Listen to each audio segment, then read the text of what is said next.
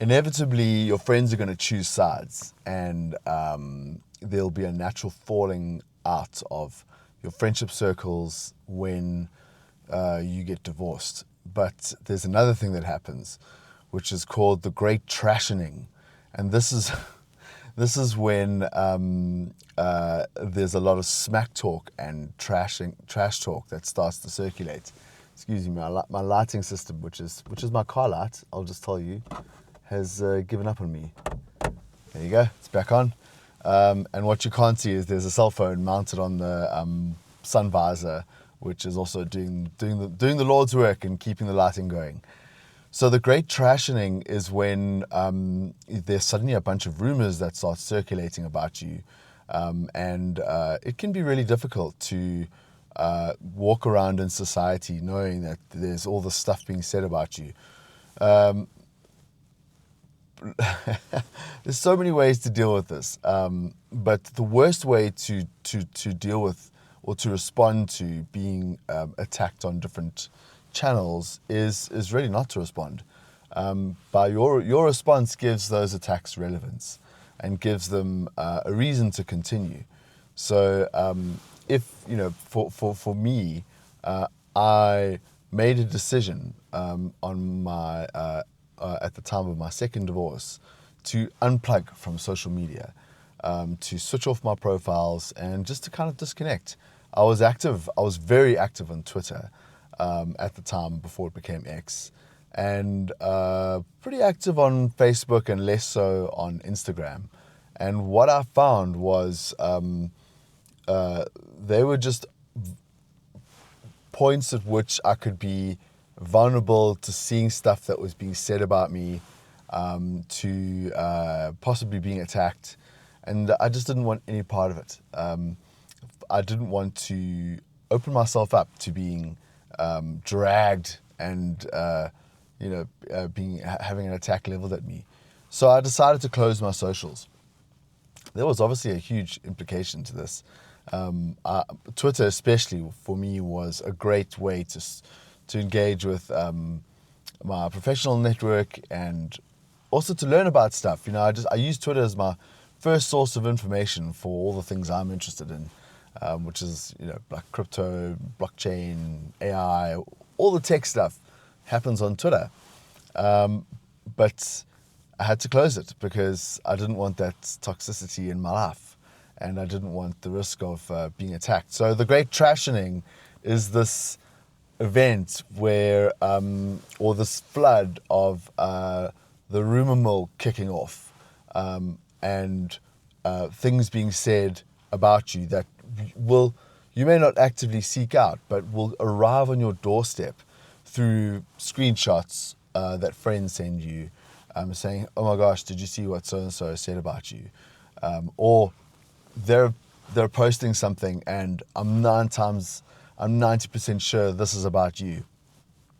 And let me tell you that every single time that happens, I go down this road of what if. So here's what I want to walk you through. Here's my what if. Let's imagine that a post lands on social media. It could be an X post. It could be an Instagram post. Like, I don't know. And it is damning. I can see this thing is targeted at me. It doesn't mention my name. It doesn't mention enough specific details that I could say, hey, this is about me. Like, you've put my home address here, or you've put a photo of me on the post,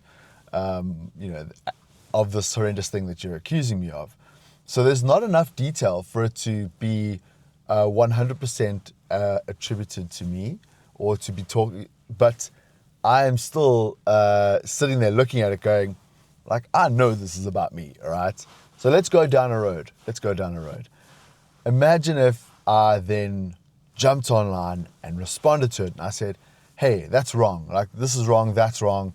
No, it wasn't like this, it was like that. And I started to defend myself. Imagine if I got on there and I was like, hey, I've got receipts. I've got, this didn't happen the way that you're saying it is. And the narrative that you're putting out there is wrong for these reasons. like, what would that accomplish?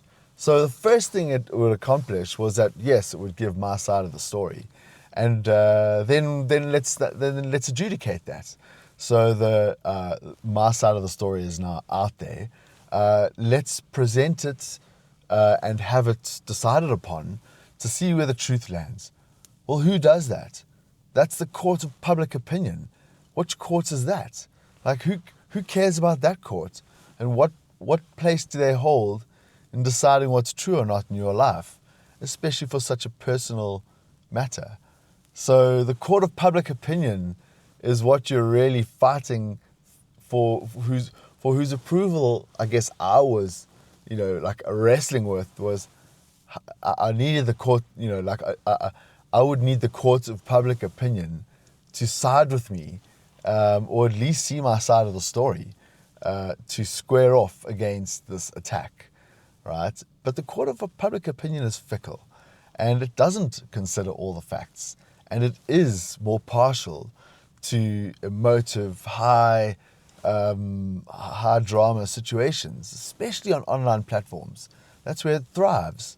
So here you are, like, here I was, facing up to subjecting myself to this even worse attack, which would be people climbing in with opinions that don't have enough substance to be warranted and true.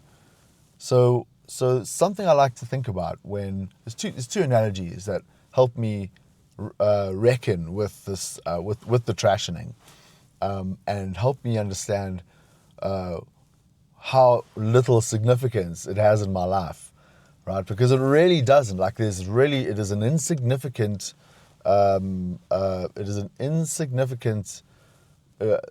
stream of distraction, right? And the two things are this. The first analogy is, if I was to let's imagine that the rumors are all caught inside a massive fluffy pillow, a king-size fluffy pillow.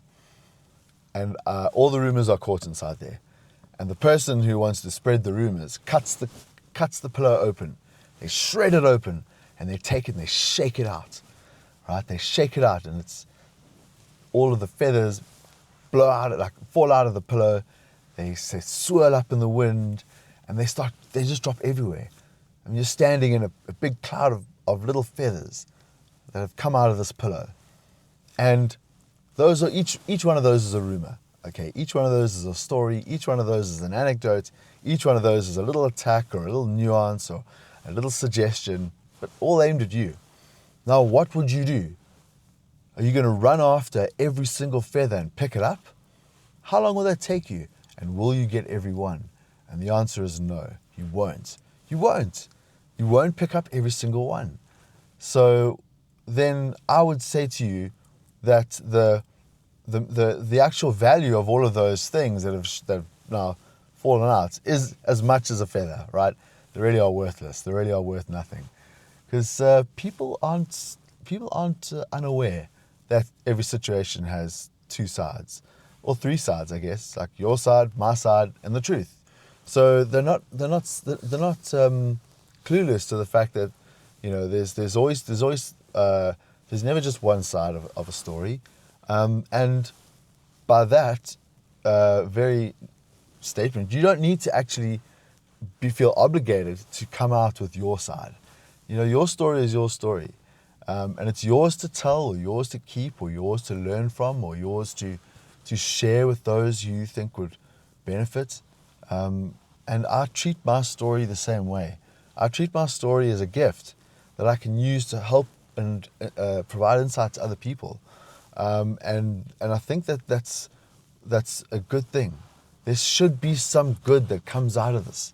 There should be some good that comes out of a massive event like divorce, right?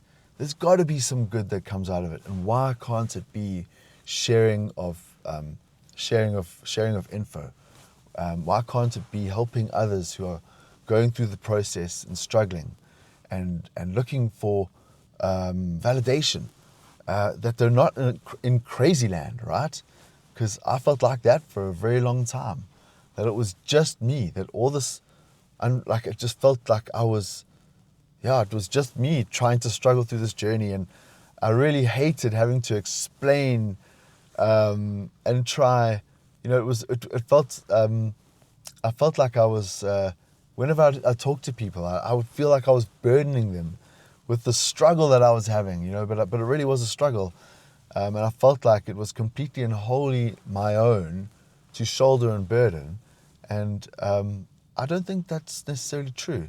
Yes, it's yours. Yes, it's your situation, but why can't we help each other and give us? Oops, there's a light again. And give us each like perhaps some support and assistance in trying to navigate these territories, right? No one's saying that they should walk them for you. Anyway, second analogy for the trashening. The trashening. Second analogy is this. If you jump into a playpen to fight a pig that is covered in mud, you yourself will also be covered in mud, right? So, and I'm using the analogy because I want you to imagine a pigsty. And I want you to imagine that there's dirt and muck and it's filthy and there's a lot of chaos around. It's wet, it's muddy, it's just not a pretty situation. And that's more what I'm referring to. I'm not saying anybody's anything. I'm saying that the situation is like a pigsty because it's so muddy and dirty and filthy, and by getting into the ring and trying to fight someone who is throwing mud at you, you yourself are just going to get covered in it. So and how do you benefit? How do you benefit? Do you remember at the end of this, you've always got to walk away with your own peace. You've got to walk away with a feeling or the knowledge that you are doing your best in this situation to navigate it as best you can while holding your life up, while setting an example for your kids, while trying to navigate the course of your moral conscience as well. So do you want to be covered in mud? And my answer is no, I don't. So for me, these kinds of attacks hold no relevance, and they hold no substance in my life. I look to the parts of my life that I can grow and nurture. Those are the parts where I look for the good in what has come out of this situation, and I don't take the new lease in life that this event gave me for granted. I don't, because I could have still been stuck right? I could have still been in a situation where I was like where I wasn't happy and I wasn't feeling that I could express who I was, and just unhealthy relationships. So I could have still been there, but I'm not. So I'm not going to waste my time chasing after the rumor mill and trying to run around and justify and substantiate and argue against. Like, my energy is better spent elsewhere. And I only have so much time on the earth. I've got a very important mission, which is to get my son on his feet.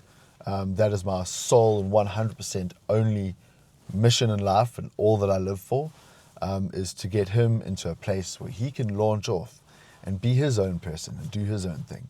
So I'm driven by that, and I won't be waylaid or distracted by nonsense, rumor mill rubbish. The trashening has no place in my mind. But I wanted to share that with you, and I hope it helps. And if you like this, please consider subscribing. And thank you so much for watching.